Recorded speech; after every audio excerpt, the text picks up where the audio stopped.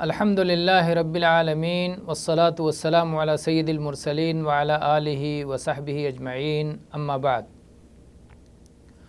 توحید کی معرفت کے ساتھ ساتھ اس کی نقیض، اس کی ضد شرک کی بھی معرفت ضروری ہے۔ شرک، کفر، ان کے اسباب و وسائل، ان کی قسمیں، یہ سب جاننے کے بہت فائدے ہیں، کیونکہ جب تک ایک بندہ ان باتوں کو جانے گا نہیں، شرک اور کفر کو پہچانے گا نہیں، تب تک ان سے کیسے بچ سکتا ہے، تب تک ان سے کیسے سلامت رہ سکتا ہے۔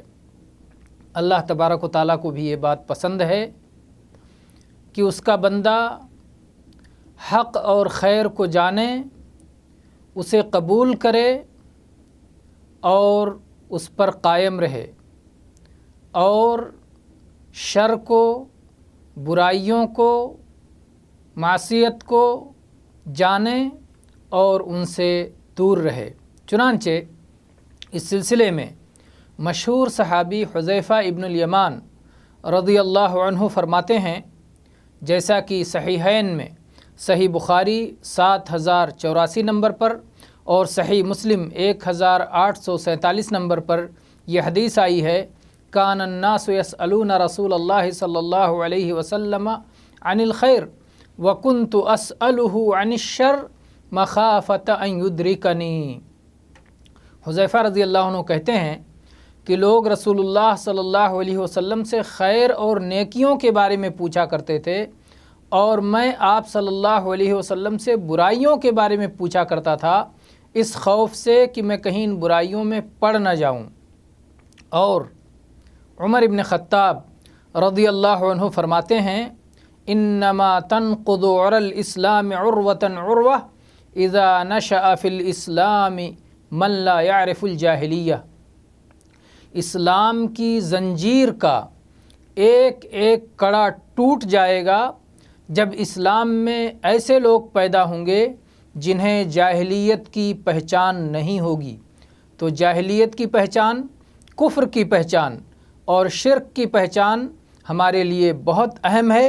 اسی لیے آپ پائیں گے کہ قرآن پاک میں ایسی بہت ساری آیات ہیں جس میں شرک اور کفر کو بیان کیا گیا ہے اور ان سے خبردار اور آگاہ کیا گیا ہے، اور دنیا اور آخرت میں اس کی تباہی اور اس کے برے انجام کی وضاحت فرمائی گئی ہے۔ بلکہ قرآن پاک اور سنت مطہرہ کے مقاصد میں سے ایک مقصد ہے کہ غلط راہوں کی وضاحت ہو جائے، جیسا کہ سورہ انعام کی آیت نمبر 55 میں اللہ تبارک و تعالیٰ نے ارشاد فرمایا، وَكَذَلِكَ نُفَصِّلُ الْآيَاتِ وَلِتَسْتَبِينَ سَبِيلُ الْمُجْرِمِينَ، اور ہم اسی طرح سے آیتوں کو تفصیل کے ساتھ کھول کھول کے وضاحت کے ساتھ بیان کرتے ہیں تاکہ مجرموں کی راہ کھل کر سامنے آ جائے، جرائم اور جرائم کرنے والوں کی راہ واضح ہو جائے۔ تو آئیے شرک جو اسلام کی نظر میں سب سے بڑا گناہ ہے، اس کے بارے میں بات کرتے ہیں۔ شرک کیا ہے؟ شرک عربی زبان کا لفظ ہے، اس کے لغوی معنی ہوتے ہیں دو چیزوں کو یکساں کر دینا، دو چیزوں میں برابری کر دینا، اور اس کا شرعی معنی ایک عام معنی ہوتا ہے اور ایک خاص معنی ہوتا ہے۔ عام معنی یہ ہے کہ اللہ کے سوا کسی اور کو اللہ تعالیٰ کی خصوصیات میں اللہ کے برابر کر دینا، اللہ کے جیسا بنا دینا، یہ شرک کہلاتا ہے، اور اس کے تحت 3 قسمیں آتی ہیں۔ پہلی چیز ہے ربوبیت کا شرک، اور دوسری چیز ہے اسماء و صفات کا شرک، اور تیسری چیز ہے الوہیت کا شرک۔ ربوبیت کا شرک یہ ہے کہ اللہ تبارک و تعالیٰ کی ربوبیت کی جو خصوصیات ہیں اس میں غیر اللہ کو اللہ کے جیسا بنا دیا جائے یا ربوبیت کی بعض خصوصیات کو ان کی طرف منسوب کر دیا جائے، جیسے پیدا کرنا، یہ اللہ کی ربوبیت کی صفات میں سے ہے، رزق دینا، ایجاد کرنا، موت اور زندگی دینا، اس کائنات میں تصرف کرنا، اس کائنات کی تدبیر کرنا، اس طرح کی چیزیں یہ اللہ تبارک و تعالیٰ کی شان ربوبیت میں سے ہیں، اس کی صفت ربوبیت میں سے ہیں۔ اب ان چیزوں میں اگر اللہ کے سوا کسی اور کو اللہ کے شریک کر دیا جائے یا اللہ کے برابر کر دیا جائے یا اللہ جیسا کر دیا جائے تو یہی شرک ہے۔ اللہ تعالیٰ نے فرمایا حل من خالق غیر اللہ، کیا اللہ کے سوا بھی کوئی پیدا کرنے والا ہے؟ اللہ تعالیٰ نے فرمایا حل من خالق غیر اللہ یرزقکم من السماء والارض لا الہ الا ہو فانا تؤفکون، سورہ فاطر کی آیت نمبر 3۔ کیا اللہ کے سوا کوئی اور خالق ہے جو تمہیں آسمانوں اور زمینوں سے رزق دیتا ہے؟ اللہ کے سوا کوئی عبادت کے لائق نہیں ہے، کوئی معبود برحق نہیں ہے، تم کہاں بھٹکے جا رہے ہو؟ اور اسماء و صفات میں شرک یہ ہے کہ اللہ تعالیٰ کے ناموں یا صفات میں کسی کو جو غیر اللہ ہے، اللہ کے سوا ہے، اس کو اللہ کے برابر کر دیا جائے، جبکہ اللہ تعالیٰ نے خوب واضح طور پر فرما دیا ہے لیس کمثلہ شیء وہو السمیع البصیر، سورہ شورى کی آیت نمبر 11 میں، کہ اللہ جیسے کوئی چیز نہیں ہے اور اللہ تعالیٰ سننے والا ہے، دیکھنے والا ہے۔ انشاءاللہ اس کی تفصیل آگے آئے گی اسماء و صفات کی توحید کی، اور اسی طرح سے جو ہے ربوبیت، توحید ربوبیت آپ پہلے جان چکے ہیں، توحید اسماء و صفات اور توحید الوہیت پر بات ہو چکی ہے، اور انشاءاللہ دوسرے مقام پر ابھی تفصیل کا موقع نہیں ہے، دوسرے مقام پر اس کی تفصیل آپ دیکھ سکتے ہیں۔ تیسری چیز ہے شرک فی الالوہیت، الوہیت میں شرک۔ الوہیت میں شرک یہ ہے کہ اللہ تعالیٰ کی جو الوہیت کی خصوصیت ہے اس میں غیر اللہ کو اللہ کے جیسا کر دیا جائے، جیسے صلاۃ یہ اللہ کے لیے خاص ہونا چاہیے، صیام اللہ کے لیے خاص ہونا چاہیے، دعا اللہ ہی سے مانگا جانا چاہیے، استعانت اللہ ہی سے کی جانی چاہیے، ذبح اور نذر جو بھی عبادتیں ہیں سب خالص اللہ کے لیے کیا جانا چاہیے۔ اب اگر کوئی شخص ان عبادات کو غیر اللہ کے لیے کرتا ہے یا عبادات بجا لانے میں غیر اللہ کو اللہ کے برابر کر دیتا ہے تو ظاہر ہے کہ یہ الوہیت کا شرک ہوتا ہے۔ اللہ تعالیٰ نے فرمایا سورہ بقرہ کی آیت نمبر 165 میں وَمِنَ النَّاسِ مَن يَتَّخِذُ مِن دُونِ اللَّهِ أَندَادًا يُحِبُّونَهُمْ كَحُبِّ اللَّهِ، کچھ لوگ ایسے ہیں جو اللہ کے سوا کسی اور کو اللہ کے ہمسر کر دیتے ہیں اور اس سے ویسی ہی محبت کرتے ہیں جیسی محبت اللہ سے کی جانی چاہیے۔ محبت قلبی عبادت ہے، اب وہ عبادت جب وہ غیر کے دے دیتے ہیں تو شرک کا ارتکاب کر لیتے ہیں۔ تو یہ تو رہا شرک کا عمومی معنی جس میں شرک کی یہ تینوں قسمیں داخل ہیں، لیکن شرک کا خاص معنی یہ ہے کہ کوئی شخص کسی کو اللہ کے ہمسر بنا دے اور اسی سے دعائیں کرنے لگ جائے، اسی سے مانگنے لگ جائے، اسی سے سوال کرنے لگ جائے، اسی سے امیدیں لگانے لگ جائے اور اس غیر اللہ سے اللہ جیسی محبت کرنے لگ جائے، تو یہ شرک کا خاص معنی ہے۔ اور قرآن و سنت میں جب شرک کا لفظ بولا جائے تو عام طور پر یہی معنی مراد ہوتا ہے۔ اب آئیے ہم آپ کے سامنے یہ بات رکھتے ہیں کہ شرک کتنی خطرناک چیز ہے۔ شرک کی خطرناکی کے بیان میں قرآن پاک میں بہت ساری آیات ہیں، ہم صرف چند آیات آپ کے سامنے رکھتے ہیں جس سے شرک کا خطرہ اور شرک کا برا انجام آپ کے سامنے واضح ہو کر نکھر کر آ جائے گا۔ اللہ تبارک و تعالیٰ نے شرک کے بارے میں یہ بیان فرمایا ہے کہ اگر کوئی شخص شرک کی حالت میں مر گیا، موت سے پہلے شرک سے توبہ نہیں کر سکا، تو اللہ تعالیٰ ایسے شخص کی مغفرت نہیں فرمائے گا، اس کی بخشش نہیں کرے گا۔ چنانچہ سورہ نساء کی آیت نمبر 48 میں اللہ تعالیٰ نے فرمایا ان اللہ لا یغفر ان یشرک بہ وَيَغْفِرُ مَا دُونَ ذَلِكَ لِمَن یشاء۔ اللہ تبارک و تعالیٰ اس بات کو کبھی معاف نہیں کرے گا کہ آدمی اس کے ساتھ کچھ بھی شرک کرے، یعنی اس حالت میں اگر مرا اور اس حالت میں اللہ سے ملاقات کی کہ شرک ہی کرتے گئے ہوئے پہنچا تھا، شرک سے توبہ نہیں کیا تھا، تو ایسے شخص کی بخشش نہیں ہوگی۔ اور شرک سے کمتر جو گناہ ہیں اللہ تعالیٰ جس کے لیے چاہے اسے معاف کر دے۔ اور شرک کے بارے میں اللہ تبارک و تعالیٰ نے یہ بھی بتایا ہے کہ یہ سب سے بڑا ظلم ہے۔ اللہ تعالیٰ نے فرمایا ان الشرک لظلم عظیم، سورہ لقمان کی آیت نمبر 13 میں، کہ شرک بہت بڑا ظلم ہے۔ اور ایسے ہی اللہ تعالیٰ نے سورہ زمر کی آیت نمبر 65 میں یہ بات بتائی ہے کہ شرک سے سارے اعمال برباد ہو جاتے ہیں۔ آپ ایسے سمجھیں کہ آپ نے کما کر کے کہیں مال اکٹھا کیا ہو اور پھر اس پر آپ آگ لگا دیں، سب کے سب جل کے برباد ہو جائے، راکھ ہو جائے۔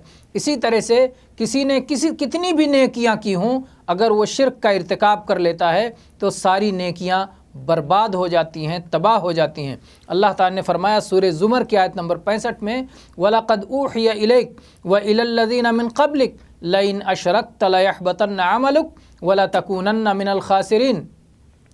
اے اللہ کے نبی صلی اللہ علیہ وسلم، آپ کی طرف بھی اس بات کی وحی کی گئی ہے، اور آپ سے پہلے جتنے انبیاء اور رسول آئے سب کی طرف اس بات کی وحی کی گئی تھی کہ اگر وہ شرک کریں گے تو ان کا عمل برباد ہو جائے گا اور وہ خسارہ اٹھانے والوں میں سے ہو جائیں گے۔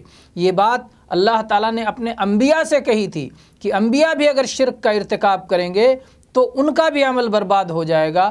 تو پھر ہم جیسے گنہگاروں کا کیا کہنا کہ شرک کی وجہ سے ہماری کیا بری حالت ہوگی۔ اور اسی طرح سے شرک وہ برائی ہے جس میں اللہ تعالیٰ کی گستاخی ہے، کیونکہ دوسروں کو اللہ کے برابر کر دیا جاتا ہے، اس میں اللہ تبارک و تعالیٰ کی تنقیص ہے۔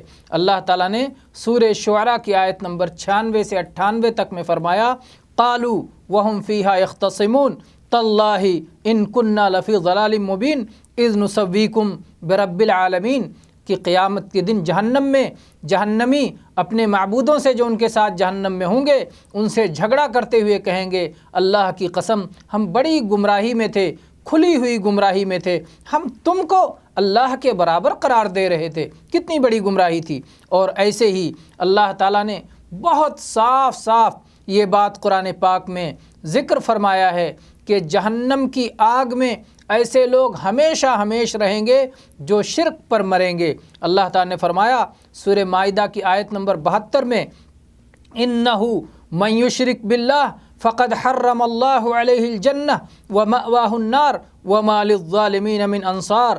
جو لوگ اللہ کے ساتھ شرک کریں گے اللہ تعالیٰ نے ان پر جہنم کو ان کا ٹھکانہ جہنم بنا دیا ہے اور جنت کو ان کے اوپر حرام کر دیا ہے، اور ایسے مشرکوں کا کوئی مددگار نہیں ہوگا۔ اس کے علاوہ قرآن پاک میں بے شمار ادلہ ہیں۔ اب آئیے ہم یہ درس اس بات پر مکمل کرتے ہیں کہ آخر یہ شرک آتا کیسے ہے۔ شرک ابتدا تو اس کائنات کی توحید سے ہوئی۔ آدم علیہ السلام آئے تھے تو آدم علیہ السلام توحید پر تھے، ان کی اولاد توحید پر تھی۔ شرک آیا کہاں سے؟ شرک کا سبب کیا ہے؟ شرک کا سبب ہے اصل میں نیک لوگوں میں غلو کرنا، ان کی تعظیم میں اور ان کی تعریف میں، ان کی مدح و ثنا میں حدود سے تجاوز کرنا، یہی شرک کی اساس ہے۔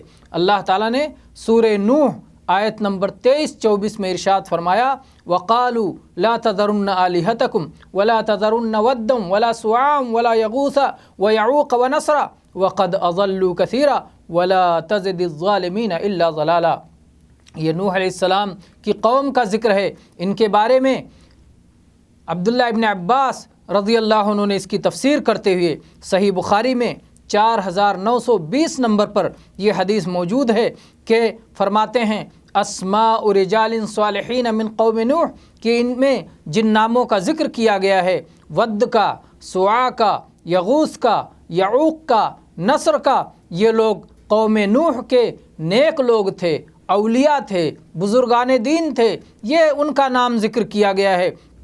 جب ان کی وفات ہو گئی تو شیطان ان کی قوموں کے پاس آیا اور ان سے کہا کہ ان کی مجلسوں میں ان کی مورتیاں بنا کے رکھ دو اور ان مورتیوں کو انہی کا نام دو، اور اس کے بعد ابتدا میں تو ان کی تعظیم کی گئی، عبادت نہیں کی گئی، لیکن جب یہ لوگ وفات پا گئے تو رفتہ رفتہ علم اٹھ گیا، توحید لوگ بھول گئے، اس کے بعد میں ان کی عبادت کی جانے لگی۔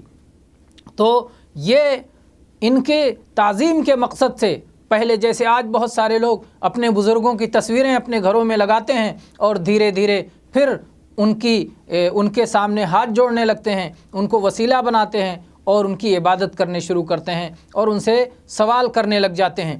تو اسی طرح سے قوم نوح نے بھی ابتدا میں تصویر بنائی اور ان تصویروں کا، ان مورتیوں کا نام رکھا انہی بزرگوں کے نام پر، پھر تعظیم کی۔ وہ چاہتے تھے کہ ان کو لوگ بھول نہ جائیں، لیکن دھیرے دھیرے ان کی عبادت میں پڑ گئے۔